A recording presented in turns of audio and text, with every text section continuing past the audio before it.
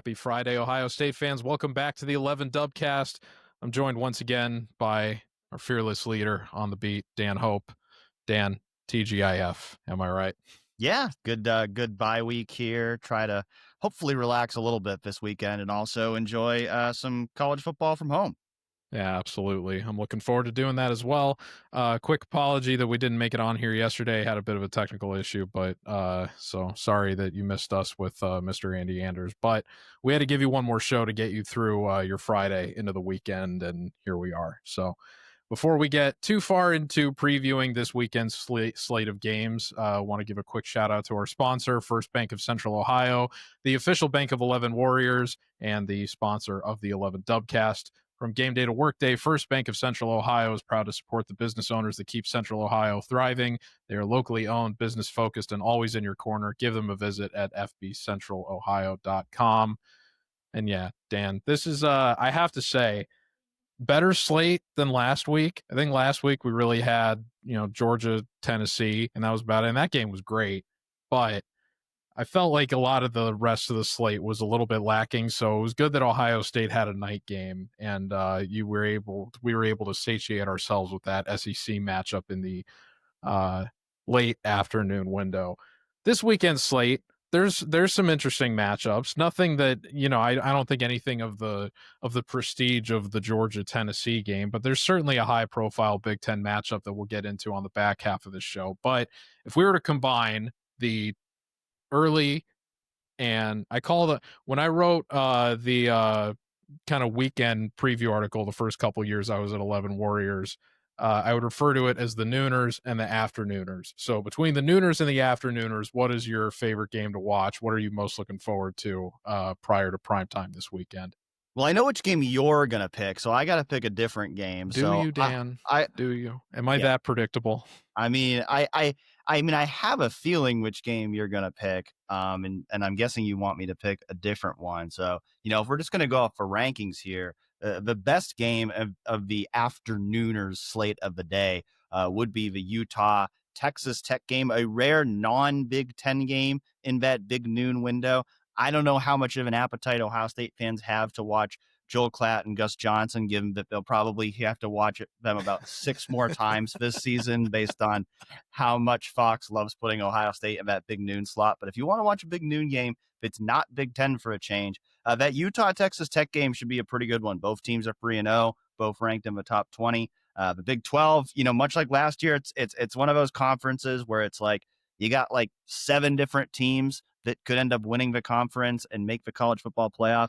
These are 2 of those teams. So I haven't personally had a chance to watch either of these teams yet this year. So I'm interested to see, how they do in this one and kind of where they stack up in that Big 12 hierarchy this year. Yeah, I'm not going to go Auburn, Oklahoma, because I've already seen one Oklahoma game, and that's enough. And we'll see how far their quarterback goes in the Heisman race off of that Michigan performance. I, yeah, you are clairvoyant, Dan, the Oracle, for a reason, because you can already see ahead, and you know which game I'm going to pick, and that's obviously Nebraska hosting Michigan at 3:30. I got to be honest, I thought that was a night game. I'm kind of surprised it wasn't flexed to being a night game. I would think that Nebraska would much rather be welcoming an opponent like Michigan at night. But sun will probably be set by the time that game's over, or at least close to it. Uh, yeah, late afternoon window, 3:30. Another chance to hate watch that team up north. And we'll see. I mean, Bryce Underwood didn't really react well to the road environment of Oklahoma. And I think a lot of people would argue that Big Red out in Lincoln is probably an even more formidable one than that of what they offer in Norman. So it'll be interesting to see how he reacts to the pressure of that situation. And it'll be nice to actually root for Dylan Raiola for a I was change. going to make the same joke because it's going to be the one day that all of Buckeye Nation roots for Dylan Raiola. Yeah, I hope to see his most Mahomesian impersonation to date on the field, strictly speaking. But that should be a good one. But yeah, I mean, you can't go wrong with a ranked opponent versus ranked opponent matchup. Although a lot of people, I saw a couple. There were a couple of the AP polls or AP voters that had Nebraska in their poll around the same spot that Michigan's ranked last week. So Nebraska's right on the cusp there. Not not quite on the same, as close to being ranked as Nebraska is, but another Big Ten team is the next one Ohio State plays, which is Washington. They were, I believe, 14th in the others receiving votes for the coaches poll last week. So they, presumably with a strong performance in prime time, the Apple Cup might be something worth considering if you're looking for a game in prime time this week. If you want to get a jump on Ohio State's next opponent, scouting ahead. That being said, Wazoo did lose 59-10 to Texas last week, if my memory North recalls Texas, correctly. to be clear. North Texas, not merely Texas. Yeah, Archie Manning presumably would have had more difficulty putting up points than North Texas's offense did. But that being said, a strong showing from Washington if they were to blow out Wazoo in the same fashion that North Texas did. Who's to say they couldn't sneak into that 25th slot for the poll ahead of Ohio State's game next week? But there are better games in prime time, presumably, to choose from than the Apple Cup, even though it's one of the oldest in-state rival. I think might actually be the oldest in-state rivalry in college football. So, Dan, looking ahead to the primetime games, which one most piques your interest that you're going to use to wash down Texas Tech versus Utah? Yeah, I'm definitely glad to have, multiple screens for that 7:30 slate because, I do want to see how Washington does. I mean, they haven't really played anybody yet this year. So even if against a struggling Washington State team, that Apple Cup will be a bit of a step up just in the sense that it's a rivalry game. And, looking forward to seeing, how they look going into Ohio State's road trip to Seattle next week. But, just as a fan of college football, the game that I'm most excited about for sure is Illinois at Indiana. I mean, imagine hearing this sentence 2 years ago, George. The biggest game in college football this weekend is Illinois versus Indiana. Or even just, I'm looking forward to watching Illinois Yeah, versus I mean, Indiana. it's awesome that you're talking about two programs that have legitimate college football playoff aspirations. Indiana, of course, getting there last year. Illinois, a very trendy pick for the CFP going into this season. And so this is a game that has, big ramifications. We're going to really see from both Burt Bielema's squad and Kurt Signetti if these teams are what they've been billed to be so far. So I think that's going to be a really fun game. Really looking forward to watching that one. Yeah, I would agree. I'm wondering who you're going to be supporting or who you most want to see win that one. I'm very selfish because I'm going to be helping provide coverage for the Illinois game next month. I would like to see Illinois undefeated going into that matchup with Ohio State so that we're for sure getting a top 10 matchup for Ohio State on the road. But I'm curious if you're more of a Signetti sympathizer or a Bielma guy. No, I don't necessarily have a strong preference who wins the game, but if I'm picking who's going to win, I'm going to pick Illinois because I put them in my CFP before the season. So, I got to back that up. I actually was a little surprised just looking at the spread to see that Indiana's a 6.5 point favorite. The Hoosiers have looked really good, but they've also played nobody. I mean, Kurt Signetti went out of his way to schedule as weak as possible in non-conference play, saying that he was borrowing from the SEC scheduling model. So I like what I've seen from Indiana. I think they're a good team this year, but I still don't really know that because they really haven't played anybody. Illinois at least has played Duke, and they beat Duke pretty convincingly. So I like you're more of a big betting guy than I am, George, but I think that if I was looking at a line 6.5 for Illinois plus 200 money line, I like those odds. Yeah, that's not financial advice. That being said, I'm picking up what you're putting down. But yeah, I think I am going to be rooting for Illinois here. I want to believe they get it done. I think it's an interesting point that you bring up Indiana's soft strength of schedule because that was a big talking point for when they were coming into the game with Ohio State last season, and obviously that not necessarily battle testedness came back to bite them. It'll be interesting to see if there's a similar effect in this matchup now that they're playing an opponent ranked ahead of them, even though they'll be hosting them this time around, as opposed to having to come into Columbus last year in probably what was to that point their biggest prove it game of the season. So it'll be interesting to see if Signetti is more prepared this time around than he was last season. I don't think they get it done, but I'm still optimistic about Indiana's overall future. I just really like what Bielma's done with Illinois since he's got there, and I think this will be a nice watershed moment for the rest of the country to take notice to what we as admirers from afar have noticed good old Burt has built over across what used to be the Big Ten West from Ohio State. And if you're fiending, for some little Saturday night fever action after this one's over, Michigan State USC. USC is hosting that game, so it is going to be on Fox at 11 o'clock Eastern. So Believe it if or you're not, you can play a night game on Fox. It just has to be a really late night game on Fox. That's the secret. We're gonna need Ohio State. That's gonna be rough because that's gonna happen at some point in the future when Ohio State has got me. I mean, it's not gonna happen for Washington I because mean, I don't know, man. I mean, Ohio State, is such a big rating school. Are you really gonna put them in a slot where you've got people staying up till 2 a.m. to watch them? I think I'm not.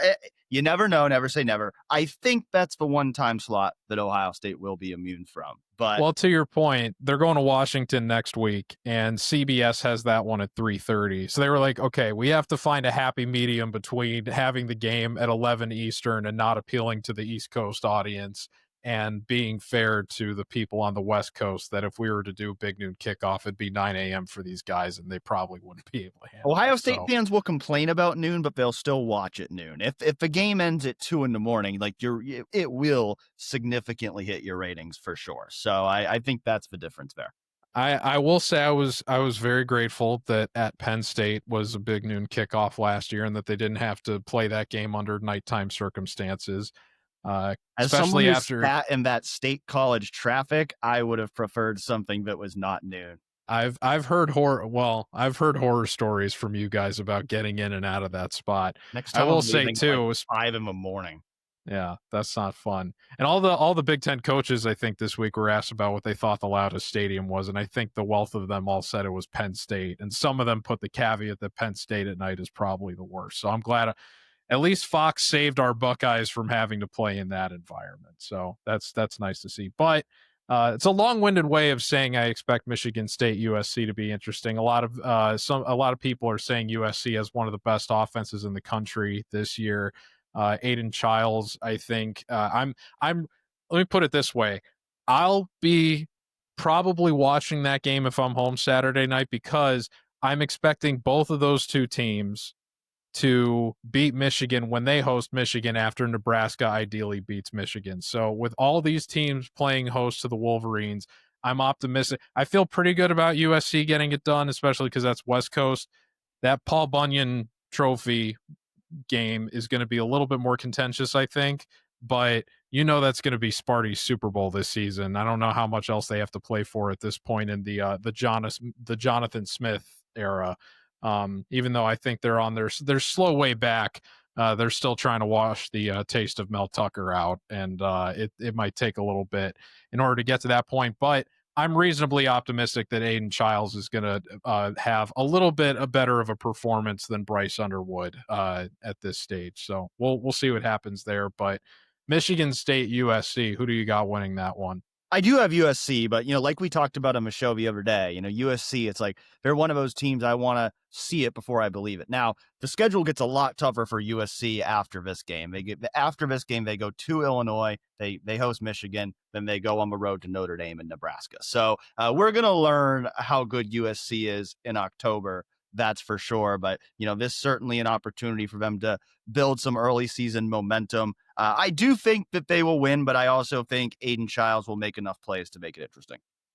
So if USC, based on that slate you just listed, let's say that they lose to Illinois and they lose to Notre Dame and they lose to Oregon, and then at that point they'd be like, I mean, there's 3-0 right now. If they beat Michigan State this weekend, ideally they'll beat Michigan, but we'll see that. At that point they would be 7 and maybe 8-3 going into the Oregon game at the end of the season. Do you think that's enough to keep Lincoln Riley off of the hot seat? Maybe just because of the fact that he still has a massive buyout. So I mean, like, That's I a don't good know that it point. should be, but I think because of that massive buyout, like if they go 6-6, they might not have a choice. If they go 8-4, he probably has another year. That's a good point. I think I would agree with that. But yeah, we'll see how it all shakes out. Certainly, as I said at the top, more exciting slate than last weekend. Even though there may not be that one big marquee matchup, there's a litany of intriguing ones, especially if you're an Ohio State fan. Even though the Buckeyes aren't playing this weekend, it'll be a good way to get through the weekend, and then you'll have NFL the following Sunday. Although my condolences to the Browns having to go up against the Packers, one of the best defenses in the NFL, and my condolences to the Bengals as well, with in light of what's happened with Joe Burrow. But hey, at least we get to presumably see more of Quinshon Judkins this weekend in an NFL uniform. So that'll be nice to see. And then you'll have the Dubcast back Monday morning with Chase Brown. And haven't figured out what we'll talk about yet, but we'll certainly have some sort of interesting topic to lead off the week. And we'll be back with a full slate of Dubcast next week to lead you into the Washington game and the return of Ohio State football on September 27th. So, Dan, thank you very much for joining me. Have a great weekend. Thank you for tuning into the 11 Dubcast. Thanks to our sponsor, First Bank of Central Ohio, the official bank of 11 Warriors this season. And we will see you back Monday morning. Have a nice weekend. Take care, folks.